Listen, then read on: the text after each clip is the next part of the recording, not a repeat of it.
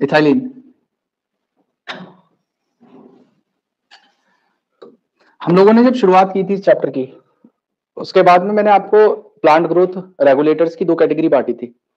एक कैटेगरी को कहा था मैंने प्रमोटर्स और दूसरे कहे थे इनहिबिटर्स। प्रमोटर्स के अंदर हमने 3 पढ़े थे, जो शुरुआत वाले अब तक हम पढ़ चुके हैं। कौन कौन से? ऑक्सिन, जिबलरिन्स और साइटोकाइनिन। ये तीनों के तीनों क्या थे? Plant growth promoters. और इनहिबिटर्स में हमने 2 पढ़े थे, एक इथाइलिन और दूसरा एब्सिसिक एसिड। तो बेसिकली जो इथाइलिन होता है ये दोनों कैटेगरी में आता है, लेकिन मेजरली इसका जो रोल है वो इनहिबिटर के तौर पे होता है। मतलब इसके पास में प्रमोटर वाली भी एक्टिविटीज है और इनहिबिटर वाली एक्टिविटीज भी हैं। प्रमोटर और इनहिबिटर दोनों के तौर पे रोल प्ले करता है, लेकिन मेजरली ये एक इनहिबिटर है। इसीलिए हम इसे क्या कहते हैं कि ये एक प्लांट ग्रोथ इनहिबिटर है।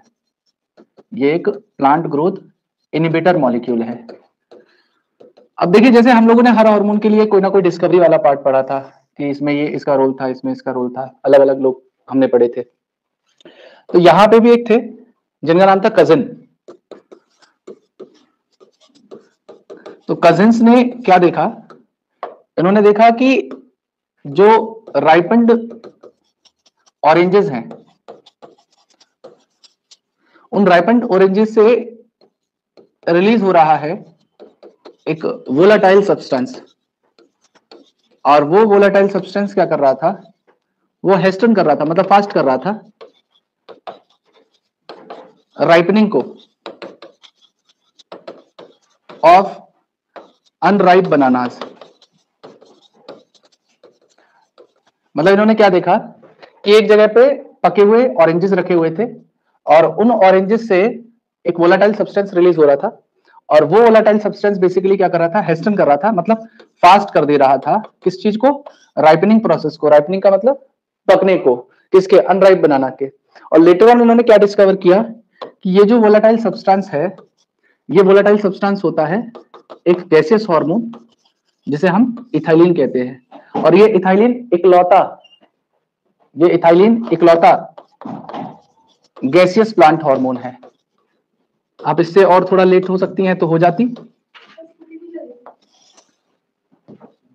तो घोड़ा तांगा भिजवा देता आपके लिए मैं, है गधे गधे पे बैठ के आ जाती टक टक टक करते हुए। इतना लेट होती, फिर कैसे चल गई? दिमाग खराब। अब इधर देखिए, मैंने ये बात आपको समझ में आ गई। वोलाटाइल सब्सटेंस बाद में डिस्कवर किया गया, क्या? इथिलीन था। अब अगली बात आती है कि इथिलीन रिलीज कहां से होता है, इसकी साइट क्या है रिलीज की? तो जितने भी पार्ट राइपन हो रहे होते हैं, वो पार्ट्स या टिश्यूज जिनमें राइपनिंग होगी या जिनके अंदर एब्सिशन होना होता है, उन सब से ये इथिलीन रिलीज होती है। अब बात करते हैं इसके प्रिकर्सर की। जैसे हम लोगों ने अभी तक ऑक्सिन पढ़ा था, उसके लिए प्रिकर्सर पढ़ा था ट्रिप्टोफैन। फिर जिबलरिन्स पढ़े थे, उसके लिए प्रिकर्सर पढ़ा था टर्पीन्स। उसके अलावा हमने साइटोकाइनिन पढ़ी थी, तो उसके अंदर पढ़ा था हम लोगों ने अमीनोप्यूरिन, एडेनिन डेरिवेटिव। इसी तरीके से एक अमीनो एसिड होता है जिसको हम लोग मेथियोनिन कहते हैं। जिसे क्या नाम देते हैं? मेथियोनिन। ये मेथियोनिन इसका प्रिकर्सर है, मतलब आगे चल के ये मेथियोनिन इथिलीन की फॉर्मेशन करता है, या आप एक तरीके से कह लीजिए कि इथिलीन की जो फॉर्मेशन होती है वो इस मेथियोनिन नाम के अमीनो एसिड से होती है। और देखिए, इथिलीन तो एक गैसियस स्टेट है, इथिलीन तो एक गैसियस स्टेट है या गैसियस फॉर्म है। इसी में एक फॉर्म होती है जिसे हम लोग कहते हैं एथेफॉन। एथेफॉन ये इथिलीन की एक्वस स्टेट है या एक्वस फॉर्म है या लिक्विड फॉर्म आप कह लीजिए। तो लिक्विड स्टेट में अगर इथिलीन मिलेगी तो उसे हम लोग एथेफॉन कहेंगे, गैसियस स्टेट में उसे इथिलीन नाम दिया जाता है। मेरी बात सभी को क्लियर है? अब अगली बात कर लेते हैं कि इसके रोल क्या क्या हो सकते हैं। What are the roles of ethylene in plants? तो देखिए, सबसे पहला रोल इसका ये होता है कि ये क्या कर सकता है? राइपनिंग करवा सकता है फ्रूट्स की। ये राइपनिंग करवाता है फ्रूट्स की, और उन फ्रूट्स के अंदर ये क्या करता है? रेस्पिरेशन रेट को बढ़ा देता है। फ्रूट्स के अंदर ये उनके रेस्पिरेशन रेट को बढ़ा देता है। और ऐसे फ्रूट्स जिनके अंदर रेस्पिरेशन रेट बढ़ जाता हो राइपनिंग के दौरान, ऐसे फ्रूट्स को हम लोग रेस्पिरेटरी क्लाइमेटिक कहते हैं। ऐसे फ्रूट्स को रेस्पिरेटरी क्लाइमेटिक कहते हैं या क्लाइमेटिक फ्रूट्स कहा जाता है। तो अब आती है बात अगली कि क्लाइमेटिक और नॉन क्लाइमेटिक फ्रूट्स क्या होंगे और उनके बीच में क्या डिफरेंस होगा। तो मैं क्या कह रहा हूं, एक तरफ लिख रहा हूं क्लाइमेटिक फ्रूट्स, एक तरफ लिख रहा हूं क्लाइमेटिक फ्रूट्स और दूसरी तरफ लिख रहा हूं मैं नॉन क्लाइमेटिक फ्रूट्स, और इन दोनों में डिफरेंस क्या है उस डिफरेंस को हम लोग जानने वाले हैं। तो आप लोगों ने देखा होगा बहुत सारे फ्रूट्स में जनरली क्या होता है, जब वो अनराइप स्टेट पे होते हैं तो जनरली लगभग सारे फ्रूट्स जब अनराइप होते हैं तो वो ग्रीन कलर के होते हैं। कैसे कलर के होते हैं? ग्रीन कलर के। लेकिन जब भी उनकी राइपनिंग हो जाती है या राइपन हो जाते हैं तो उनका कलर अलग अलग हो जाता है, कोई येलो हो जाता है, कोई रेड हो जाता है ना, डिफरेंट शेड्स में ये कलर हो जाते हैं। तो ऐसे फ्रूट्स जिनमें कलर बदल जाता हो वो हमारे क्लाइमेटिक फ्रूट्स हैं। जब ये अनराइप स्टेट पे होते हैं तो इनके अंदर जनरली क्या होता है, इनके अंदर एसिड्स होते हैं और जब ये राइपन हो रहे होते हैं तो ये एसिड्स शुगर में कन्वर्ट हो जाते हैं। ऐसे एसिड्स शुगर में कन्वर्ट हो जाते हैं, इसलिए फ्रूट जो है वो मीठे हो जाएंगे। उसके अलावा ऐसे फ्रूट्स के अंदर बेसिकली क्या होगा, रेस्पिरेशन का रेट या रेस्पिरेटरी रेट बढ़ जाता है। तो ऐसे फ्रूट्स जिनके अंदर कलर चेंज होता हो, उनके अंदर जो एसिड्स थे वो शुगर में कन्वर्ट होते हो और रेस्पिरेशन का रेट बढ़ जाता हो, ऐसे फ्रूट्स को हम लोग क्या कहते हैं? क्लाइमेटिक फ्रूट्स कहते हैं। क्लाइमेटिक फ्रूट्स का एग्जांपल है आपका जैसे मैंगो, आपने देखा होगा रॉ स्टेट में जब ये होता है तो ग्रीन कलर का होता है, जब पक जाता है तो येलो या अलग अलग तरीके के रंगों में, वो डिपेंड करेगा किस वैरायटी का मैंगो है वो आ जाएगा। उसके अलावा टोमेटो इनिशियली ग्रीन कलर का होता है, जब ये राइप हो जाता है तो रेड कलर में हो जाएगा। और नॉन क्लाइमेटिक फ्रूट्स वो होते हैं जिनके अंदर ऐसा कुछ नहीं होता, मतलब ना उनमें कलर बदलेगा ना उनके अंदर रेस्पिरेशन रेट बढ़ेगा, लेकिन राइपनिंग होगी। जैसे आप एग्जांपल के तौर पे लीजिए वाटरमेलन। वाटरमेलन देखिए जब अनराइप्ड स्टेट पे होता है तब भी वो ग्रीन होता है, जब उसकी राइपनिंग हो जाती है तब भी वो ग्रीन ही रहता है, मतलब पकने के बाद भी उसका कलर में कोई बदलाव नहीं आता। बदलाव किस चीज में आता है? फ्रूट वॉल में। जब आपने देखा होगा जो आप कभी ना अनराइप स्टेट में उसको वाटरमेलन को ले लेना और वाटरमेलन को लेके काटना। अच्छा आपने देखा होगा इसी वजह से हम लोग क्या करते हैं, जब वाटरमेलन को खरीदते हैं तो उस टाइम पे उसको कटवा के देख लेते हैं, उसमें ना देख लेते हैं कि अंदर से सच में वो राइप हुआ है या नहीं हुआ है, क्योंकि बाहर से हम देख के पता नहीं कर पाते कि वो अंदर से पका है ढंग से या नहीं पका है। तो रीजन क्या है उसका? क्योंकि देखो बाहर से हम उसके कलर को डिटेक्ट करके नहीं पता कर पा रहे, जैसे मैंगोज या अदर फ्रूट्स है उनके रंग को देख के हम पहचान पाते हैं कि ये पका हुआ है मतलब खाने लायक है, वाटरमेलन में नहीं पता कर पाते। तो उसमें बेसिकली क्या होता है, उसमें कुछ नहीं है, जब जैसे ये सपोज करो वाटरमेलन है तो वाटरमेलन को आपने कट कर दिया, तो जब आप देखेंगे इनिशियली जब वो पका हुआ नहीं होता है तो उसमें ना बीच में हल्का फुल्का रेड होता है, ज्यादातर जो बाहर वाला पार्ट है वो व्हाइट होता है, वो ज्यादातर पार्ट जो होता है इसका बाहर वाला वो क्या होता है? व्हाइट होता है। लेकिन जैसे जैसे इसकी राइपनिंग होगी ये जो रेड वाला पार्ट है ना ये बढ़ता चला जाएगा, या जो रेड वाला रीजन है ना ये इस तरीके से फैलता चला जाएगा। और जब इसकी राइपनिंग हो जाती है तो आपको क्या देखने के लिए मिलेगा, आफ्टर सम टाइम इसमें जो रेड वाला रीजन है वो बढ़ जाएगा यहाँ तक और बाहर वाला पोर्शन जो है इसका वो क्या हो जाएगा? व्हाइट रह जाएगा। ऐसा ही होता है। तो इसमें लेकिन बाहर से रंग में कोई बदलाव नहीं आया, बाहर से ग्रीन था वो ग्रीन ही रहेगा। तो इसमें रेस्पिरेशन रेट नहीं बढ़ा, बस क्या हुई, जो फ्रूट वॉल पहले बहुत ज्यादा थिक थी वो थिन हो गई। तो यहाँ पे क्या होता है, फ्रूट वॉल थिन हो जाती है और रेस्पिरेशन रेट नहीं बढ़ता, कोई कलर का चेंज नहीं आता, एसिड से शुगर्स की कन्वर्जन नहीं होती है। ऐसे फ्रूट्स को हम लोग नॉन क्लाइमेटिक फ्रूट्स कहते हैं। मेरी बात सभी को क्लियर है? तो यहाँ पे मैं लिख दे रहा हूं, यहाँ पे कोई इंक्रीज नहीं होगा, no increase in respiration rate, respiration rate में कोई भी इंक्रीज नहीं होता।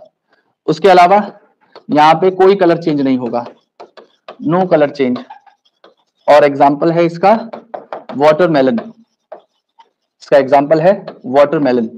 तो ये तो रही बात इसकी। तो इसका हमने सबसे पहला काम क्या पढ़ा, फ्रूट्स के अंदर राइपनिंग करवा रहा है और रेस्पिरेशन रेट को बढ़ा दे रहा है। रेस्पिरेटरी क्लाइमेटिक उन फ्रूट्स को कह रहे हैं या क्लाइमेटिक फ्रूट्स को कह रहे हैं जिनमें रेस्पिरेशन रेट बढ़ जाता है।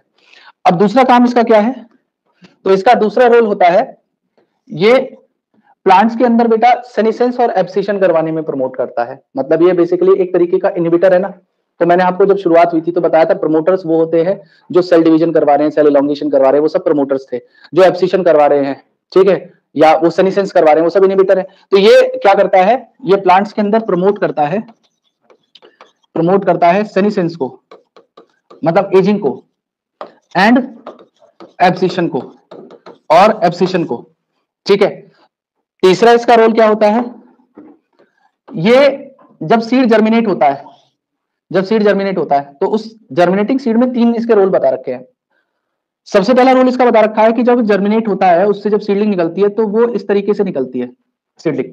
तो इस तरीके की सीडलिंग का जो फॉर्मेशन है, इसे एपिकल हुक कहा जाता है। इसे क्या कहा जाता है, एपिकल हुक। तो ये क्या करता है, एपिकल हुक फॉर्मेशन करा देता है सीड जर्मिनेशन के दौरान, या जब सीडलिंग निकल रही है उसकी ऐसे करके ग्रोथ होगी। तो अगर इस एक्सिस पे ग्रोथ होती है तो उसे हॉरिजॉन्टल ग्रोथ कहते हैं। तो ये क्या कर सकता है, हॉरिजॉन्टल ग्रोथ करवाएगा सीडलिंग के अंदर। और तीसरा ये क्या काम कर सकता है, जो यहाँ पे सीडलिंग निकल रही है उसके एक्सिस को स्वेल कराने में, मतलब चौड़ा करने में इसका रोल है। तो ये 3 रोल ये करता है। तो मैं यहाँ पे लिख दे रहा हूं कि ये क्या कर सकता है, ये एपिकल हुक की फॉर्मेशन करा सकता है, ये एपिकल हुक की फॉर्मेशन करा सकता है, ये हॉरिजॉन्टल ग्रोथ ऑफ सीडलिंग कराएगा, और साथ में स्वेलिंग करा सकता है ऑफ एक्सिस। ठीक है, ये 3 काम इसके हो गए सीड जर्मिनेशन के दौरान। नेक्स्ट इसका रोल क्या होगा, आपने वो देखा है जब राइस की प्लांटेशन की जाती है, मतलब राइस को जब उगाया जाता है तो उसे उगाने का एक तरीका होता है। सबसे पहले क्या किया जाता है, एक खेत में हम लोग राइस के सीड्स को जो है ऐसे डाल देते हैं, तो वहां से क्या होता है, सीडलिंग निकल के आ आती है, सीडलिंग निकल आती है। हम क्या करते हैं, फिर एक खेत लेते हैं, उस खेत में पानी भर देते हैं बहुत सारा, और पानी भरने के बाद में इन सीडलिंग को यहाँ से उखाड़ते हैं, उसके अंदर 100 करते चले जाते हैं, ऐसा ही होता है। तो सपोज करो आपने एक खेत में राइस की सीडलिंग ली और पानी भर दिया। अब पानी का लेवल जो भरा हुआ है वो सपोज करो बहुत ऊपर है, और राइस सीडलिंग जो आपने लगाई थी वो डूबी हुई है उसमें पानी में, ये उसका वो है सॉइल है, यहाँ ऊपर तक, यहाँ तक पानी भरा हुआ है सब जगह पे। ठीक है, अब बेसिकली क्या होगा, जो इस जो प्लांट है इसके अंदर जो लीव निकलेगी, सपोज करो ये लीव निकल गई, तो लीव जो है वाटर के लेवल से नीचे फोटोसिंथेसिस नहीं कर सकती। तो इथिलीन क्या करता है, इथिलीन 2 काम करेगा। सबसे पहले तो जो यहाँ पे इंटरनोड रहा होगा उस इंटरनोड को इलोंगेट करवा देगा, तो ये ऊपर आ जाएगा। और जो यहाँ पे पेटियोल रहा होगा, पेटियोल क्या होता है, लीफ के बेस को हम लोग पेटियोल कहते हैं, तो पेटियोल का इलोंगेशन हो जाएगा। अगर पेटियोल ऊपर हो जाए, मतलब इलोंगेट हो जाता है, तो देखो इंटरनोड इलोंगेशन होने के कारण तो प्लांट ऐसे बढ़ गया, इस तरीके से ऊपर हो गया। अब सपोज करो इसने इतना इलोंगेट कर दिया, इस वाले पार्ट से ये लीफ यहां तक पहुंच गई, लेकिन अभी भी वो पानी के नीचे ही सबमर्ज्ड है, तो ये क्या करेगा, उसके पेटियोल को बढ़ा देगा ताकि लीफ पानी के सरफेस के ऊपर आ जाए। क्लियर है मेरी बात आपको? तो ये काम कर सकता है। तो तीसरा मतलब नेक्स्ट जो रोल होगा इसका वो ये होगा कि ये इलोंगेशन करवा सकता है, ये इलोंगेशन करवा सकता है of internode and petiole. Internode और पेटियोल में इलोंगेशन होगा, उससे क्या होगा, जो प्लांट के पार्ट हैं, प्लांट के जो पार्ट हैं, और कौन सा प्लांट है वो राइस का, वो क्या हो जाएंगे, ऊपर आ जाएंगे वाटर लेवल के, वो पानी के ऊपर आने का काम करेंगे। मेरी बात सभी को क्लियर है? नेक्स्ट यहां पे क्या होगा, ध्यान से सुनना। यहां पे नेक्स्ट काम ये होगा, इलोंगेशन हो गया इंटरनोड का और पेटियोल का। अब अगली बात ध्यान से सुनिएगा, अगला काम यहां पे ये होगा कि ये प्रमोट करता है रूट की ग्रोथ को, ये प्रमोट करेगा रूट की ग्रोथ को, और साथ में रूट हेयर की ग्रोथ को, रूट की ग्रोथ को और रूट हेयर की ग्रोथ को। तो रूट की ग्रोथ और रूट हेयर की ग्रोथ अगर बढ़ेगी तो उससे क्या होगा, जो एब्जॉर्प्शन सरफेस एरिया है, जो एब्जॉर्प्शन सरफेस एरिया है वो बढ़ जाएगा। ठीक है, अब आती है इसके नेक्स्ट रोल पे। तो इसका नेक्स्ट रोल ये होता है बेटा, ये क्या कर सकता है, ब्रेक करता है सीड एंड बड की डोरमेंसी को। अब एक बार बताइए, अगर सीड डोरमेंसी या बड डोरमेंसी ब्रेक हो जाती है तो उसके बाद में क्या होगा, उस सीड का जर्मिनेशन होगा या नहीं होगा, वो जर्मिनेट करेगा। तो ये क्या करता है, सीड की और बड की डोरमेंसी को ब्रेक कर देता है, जिससे वहां पे सीड जर्मिनेशन होगा। क्लियर है मेरी बात आपको? दूसरा काम ये क्या करेगा, ये भी एक साथ ही रोल बताए हुए हैं एनसीईआरटी में, कि ये जर्मिनेशन करवा सकता है, ये जर्मिनेशन करवा सकता है इन पीनट की सीड्स में जर्मिनेशन करा सकता है। और उसके अलावा एक रोल और है जो इसी के साथ दिया हुआ है, वो है sprouting of potato. Sprouting of potato, तो पोटैटो के ऊपर जो आई बर्ड्स होती हैं देखी होंगी, जिससे नया प्लांट निकल सकता है, तो उनको स्प्राउट करके नया प्लांट बना सकता है ये इथिलीन के प्रेजेंस में ये सारा काम होगा। उसके अलावा हमने ऑक्सीजन जब पढ़ा था तो ऑक्सीजन में एक रोल पढ़ा था कि पाइनएप्पल के अंदर फ्लावरिंग कराते हैं ऑक्सीजन। तो जिस तरीके से ऑक्सीजन पाइनएप्पल्स के अंदर फ्लावरिंग करा सकते हैं उसी तरीके से इनमें भी फ्लावरिंग करा सकते हैं। और इसमें एक एक्स्ट्रा रोल और दे दिया है कि ये पाइनएप्पल की फ्लावरिंग के साथ साथ मैंगोज के अंदर भी फ्लावरिंग करा देते हैं। और आपके एनसीईआरटी में एक स्टेटमेंट लिखा हुआ होगा कि ये सिंक्रोनाइज करते हैं फ्रूट सेट को। फ्रूट सेट का मतलब है कि सपोज करो अगर किसी भी प्लांट के ऊपर फ्लावरिंग आ गई तो वो फ्लावरिंग आगे चल के ऑब्वियस सी बात है फ्रूट की फॉर्मेशन करवाएंगी। तो यहाँ पे अगली बात ये लिखी हुई है कि ये क्या कर सकता है, ये प्रमोट करता है फ्लावरिंग को एंड सिंक्रोनाइज करेगा फ्रूट सेट को इन पाइनएप्पल। और साथ साथ में ये काम और करेगा, ये जो है फ्लावरिंग को भी प्रमोट करेगा इन मैंगोज के अंदर ये जो है फ्लावरिंग को प्रमोट करने का काम करेगा। तो इसकी बहुत वाइड एप्लीकेशन है एग्रीकल्चर के अंदर, मतलब इसकी बहुत सारी एप्लीकेशंस है। ये सारी की सारी किसके अंदर है, एग्रीकल्चर के अंदर है। तो इसको वाइडली यूज किया जाता है, it is widely used in agriculture. तो ये तो रही बात इथिलीन की फंक्शन की। अब एग्रीकल्चर में इथिलीन को तो ऐसे नहीं करोगे ना आपकी, आपने राइपेंड कोई फ्रूट रख दिए, उसके पास पन्नी लेके खड़े हो गए कि इथिलीन निकलेगी, हम इस पन्नी में पैक करेंगे, फिर पाइनएप्पल के फ्रूट के पास जाके पन्नी को खोल देंगे, इथिलीन फ्लावरिंग करा दो। पॉसिबल नहीं है ऐसा ना। तो हम लोग क्या करते हैं, इथिलीन को डायरेक्टली तो यूज कर नहीं सकते गैसियस स्टेट में, लिक्विड स्टेट में भी नहीं है कि इसे यूज किया जा सके। तो हम इसका एक सब्स्टिट्यूट यूज करते हैं एग्रीकल्चर में, ये सब कुछ करवाना हो तो हम क्या करते हैं, इथेफॉन नाम के कंपाउंड को यूज करते हैं। इथेफॉन की खास बात यह है कि वो बहुत रेडिली सॉल्युबल है, मतलब आप सॉइल में डालो, पानी डालो उस प्लांट की रूट के पास में, तो बहुत जल्दी पानी में सॉल्युबल है और इजीली एब्जॉर्ब किया जा सकता है प्लांट के द्वारा, और इजीली एब्जॉर्ब करके प्लांट के हर एक हिस्से तक पहुंचा दिया जाएगा। अब प्लांट में पहुंचने के बाद वो क्या करेगा, जिस भी पार्ट में पहुंचेगा वहां से इथिलीन गैस को वो रिलीज करवाएगा। और इथिलीन गैस अगर रिलीज होगी तो ये क्या क्या करवा सकता है आपको पता ही है। सबसे पहला काम यहाँ पे एब्सिशन करवा देगा, है ना, राइपनिंग को प्रमोट करेगा। तो इस चीज को यूज किया जाता है कहाँ पे, जैसे एप्पल कोई उगा रहा है तो एप्पल के अंदर उनको क्या करना है, अपने उनके पास में बहुत बड़ा बागान है, कोई बहुत लंबा बागान है, तो उनको जल्दी जल्दी राइपनिंग करवानी है, उनको हार्वेस्ट करके जल्दी जल्दी भेजना है। तो वो क्या करेंगे, एथेफोन का इस्तेमाल करेंगे। वो क्या करेंगे, पानी में एथेफोन को घोलेंगे, उसकी रूट्स के पास डालेंगे, जल्दी से एब्जॉर्ब करेगा, जल्दी से उस पार्ट्स तक पहुंचेगा, जल्दी जल्दी से राइपनिंग करवाएगा, राइपनिंग होने के बाद एब्सिशन करा देगा, वो फ्रूट्स अपने आप गिर जाएंगे। तो एप्पल हो गए, टोमेटो हो गए, इन सब की राइपनिंग को प्रमोट करने के लिए एथेफोन का इस्तेमाल किया जाता है। एब्सिशन को प्रमोट करने के लिए एथेफोन का इस्तेमाल कर सकते हैं। उसके अलावा एथेफोन का रोल रखा है उन्होंने कि क्यूकम्बर होता है, क्यूकम्बर, तो आप एक बहुत बेसिक सी बात बताइए मुझे, फ्रूट या वेजिटेबल फ्लावर के किस हिस्से से बनेगा, ओवरी, ओवरी किस, फीमेल फ्लावर का पार्ट है, मेल फ्लावर का, फीमेल फ्लावर का। तो जितने ज्यादा किसी प्लांट के ऊपर फीमेल फ्लावर होंगे उतनी ज्यादा उसके ऊपर क्या होगा, फ्रूट्स लगेंगे। तो ये क्या करता है, ये प्रमोट करता है फीमेल फ्लावर्स को क्यूकम्बर्स के ऊपर, तो उससे क्या होगा, क्यूकम्बर्स की जो पैदावार है वो बढ़ जाएगी। और उसके अलावा ये फ्रूट वॉल को थिन कर सकता है, पतला कर सकता है। तीन एग्जांपल दिए हुए हैं, एक कॉटन, दूसरा चेरी, तीसरा वॉलनट। उनकी फ्रूट वॉल को मतलब पतला करने में, थिनिंग में इसका रोल है।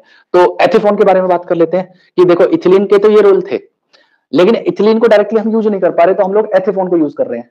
तो यहाँ पे अगली बात है एथेफोन के बारे में। एथेफोन ये एक्वस या लिक्विड फॉर्म है। इसकी खास बात है कि ये रेडली सॉल्युबल है and easily absorb, readily soluble है और इजीली एब्जॉर्ब की जा सकती है बाय प्लांट बाई प्लांट, और प्लांट में वो आसानी से ट्रांसपोर्ट हो जाएगा टू डिफरेंट पार्ट, और वहां पे जाके वो रिलीज करेगा इथिलीन को, वहां पे जाके वो रिलीज करेगा इथिलीन गैस को। ठीक है, और इसको कहां कहां यूज किया जाएगा? तो इसको हम यूज करते हैं राइपनिंग कराने में एंड एब्सिशन कराने में इन एप्पल एंड टोमेटो। उसके अलावा ये थिन करवा सकता है, ये प्रमोट करता है थिनिंग को ऑफ फ्रूट वॉल, किस किस में? कॉटन में, चेरी में और वॉलनट में। उसके अलावा ये फॉर्मेशन कराता है of female flower in cucumber के अंदर फीमेल फ्लावर की फॉर्मेशन कराएगा, जिससे वहां पे क्या होगा? यील्ड इंक्रीज हो जाएगी। तो ये सारे रोल है। सबसे ज्यादा बड़ा अगर कोई हार्मोन है जिसमें सबसे ज्यादा रोल है वो इथिलीन ही है। मतलब अब तक मेरे हिसाब से आपने बहुत सारे हार्मोन पढ़े होंगे, उसमें इतने ज्यादा रोल नहीं थे जितने रोल इथिलीन में आपको याद करने पड़ेंगे। अब याद तो करने पड़ेंगे, अब इसमें कुछ और हो नहीं सकता। ठीक है, और अगर मैं आपसे लास्ट क्लास का भी पूछूंगा, अभी जो बचे हुए हार्मोन पूछूंगा, पहले इसे खत्म करूंगा, उसके बाद में लास्ट क्लास वाला पूछूंगा, उसके बाद में आपसे थोड़ा प्यार दुलार करूंगा। अगर आप नहीं बता पाएंगे मुझे तो मैं थोड़ा सा सर्दी ज्यादा हो ही रही है, डंडे वंडे लगेंगे, थोड़ा गर्माहट सी आएगी, है ना, मन सा अच्छा होगा तुम्हारा, तो कोई ऐसी परेशानी वाली बात नहीं है, आप चिंता मत करिए। आज मैं आपका सबका एपिकल डोमिनेंस खत्म कर दूंगा, चिंता क्यों कर रहे हो? आइए देखिए भाई, ये इन्होंने सबसे पहला स्टेटमेंट दिया हुआ है कि कजन्स ने कंफर्म किया था रिलीज को, वोलाटाइल सब्सटेंस को, राइपनिंग ऑरेंजेस से, जो हेस्टन कर रहा था स्टोर्ड बनानास की राइपनिंग को। बाद में सब्सटेंस को आइडेंटिफाई किया गया कि ये सब्सटेंस इथिलीन था। इथिलीन एक सिंपल गैसियस पीजीआर है और ये बहुत लार्ज अमाउंट में उन टिश्यूज के द्वारा बनाया जाता है जिनमें सेनिसेंस हो रही हो या वो फ्रूट्स जिनकी राइपनिंग होती है। अब आते हैं इनके रूल्स के ऊपर या फंक्शन के ऊपर। तो मैंने बताया था ये हॉरिजॉन्टल ग्रोथ करवाएंगे, स्वेलिंग ऑफ एक्सिस कराएंगे और एपिकल हुक की फॉर्मेशन कराएंगे प्लांट की, या प्लांट नहीं, और स्पेशली याद रखना डाइकॉट सीडलिंग में करवाते हैं ये काम। उसके अलावा ये प्लांट्स के अंदर प्रमोट करेंगे सेनिसेंस को और एब्सिशन को, जिससे कि, और स्पेशली दो पार्ट्स में, लीव्स में और फ्लावर्स के अंदर, और फ्रूट की राइपनिंग कराते हैं और एनहांस करते हैं, मतलब बढ़ा देते हैं रेस्पिरेशन रेट को जब फ्रूट की राइपनिंग हो रही होती है, और इस प्रोसेस को हम लोग क्या कहते हैं? रेस्पिरेटरी क्लाइमेटिक कहते हैं। उसके अलावा ये सीड की और बड की डोरमेंसी को ब्रेक करने का काम करता है, जो मैंने बताया था। दूसरा काम लिखा हुआ है, पीनट के सीड्स में जर्मिनेशन कराएगा और स्प्राउटिंग कराता है पोटैटो ट्यूबर्स के अंदर। नेक्स्ट यहाँ पे रोल बताया हुआ है कि ये इंटरनोड और पेटियोल के इलोंगेशन को करवाएगा। इनमें वो राइस प्लांट जो डीप वाटर में ग्रो कर रहे हैं, इससे क्या होगा? जो लीफ या ऊपर का पार्ट है शूट का, वो अबव द वाटर लेवल आने का काम कर देगा। ठीक है, और रूट ग्रोथ और रूट एयर फॉर्मेशन कराएगा, जिससे सरफेस एरिया बढ़ जाएगा एब्जॉर्प्शन के लिए। और नेक्स्ट बता रखा है कि ये इनिशिएट करता है फ्लावरिंग को और सिंक्रोनाइज करता है फ्रूट सेट को, किसमें? पाइनएप्पल्स के अंदर। साथ में इंड्यूस कर रहा है फ्लावरिंग को किसमें? मैंगोज के अंदर। और इसीलिए इसको वाइडली यूज किया जाता है एग्रीकल्चर के अंदर। अब ये तो रही बात इथिलीन की। नेक्स्ट यहाँ पे बात आती है एथेफॉन की। इथिलीन को बेटा C2H4 कहा जाता है, इसे याद रखना इस बात को, क्योंकि क्वेश्चन अभी कराऊंगा तो उसमें आपको मिलेगा ये बात। अब आते हैं इथेफॉन के बारे में। तो most widely use source ethylene का एथेफॉन है, और एथेफॉन एक्वस सॉल्यूशन है जो रेडली एब्जॉर्ब और ट्रांसपोर्ट किया जा सकता है प्लांट के अंदर, और रिलीज करता है वो इथिलीन को धीरे धीरे, स्लोली। और एथेफॉन क्या कर सकता है? हेस्टन कर सकता है। हेस्टन बार बार टर्म आ रहा है, इसका मतलब फास्ट कर सकता है, बढ़ा सकता है इसकी राइपनिंग को, टमाटोज और एप्पल की, और एब्सिशन को एक्सेलरेट कर देता है फ्रूट के और फ्लावर्स के, और थिनिंग करवा देता है फ्रूट वॉल को, किसमें? कॉटन, चेरी और वॉलनट में। और फीमेल फ्लावर्स को ज्यादा प्रमोट करेगा क्यूकम्बर्स में, जिससे क्या होगा? उसकी यील्ड बढ़ जाएगी। क्लियर है मेरी बात आपको सभी को? चलिए, अब आपको करना क्या है, इस सारे पार्ट्स को नोट डाउन करना है। देख रहे हो ये जो डायग्राम है, इसमें ये है ना, ये ये कोई मेरे हिसाब से म्यांमार या उधर साइड में बाली वाली में कोई खेती कर रहा है, वो पानी के नीचे डूबा हुआ है। मुझे एक बात समझ नहीं आ रही, कुएं में कौन खेती करता है इतने गहरे पानी में, और इतने बड़े कैसे राइस के प्लांट हैं जो ये डूब गया पूरा का पूरा भाई। ज्यादा से ज्यादा इतना पानी भरा होता है, इतना कैसे है? जिबलरिन ढूंढ रहा था। ये लोग ना एक एग्रीकल्चर स्पेशल करते हैं, सुना है कभी तुमने इंटीग्रेटेड एग्रीकल्चर के बारे में? नहीं सुना? ये क्या करते हैं, बहुत चालाक होते हैं।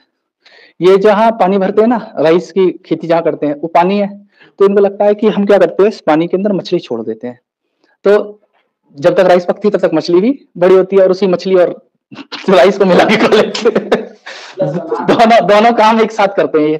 ये क्या करते हैं, मतलब चावल बड़ा हो रहा है, पानी में हो रहा है, पानी भरा हुआ है, तो ये सोचते हैं कि पानी का सदुपयोग किया जाए, तो उसमें मछली छोड़ देते हैं। अच्छा, मछली दो काम करती है, बहुत बढ़िया काम।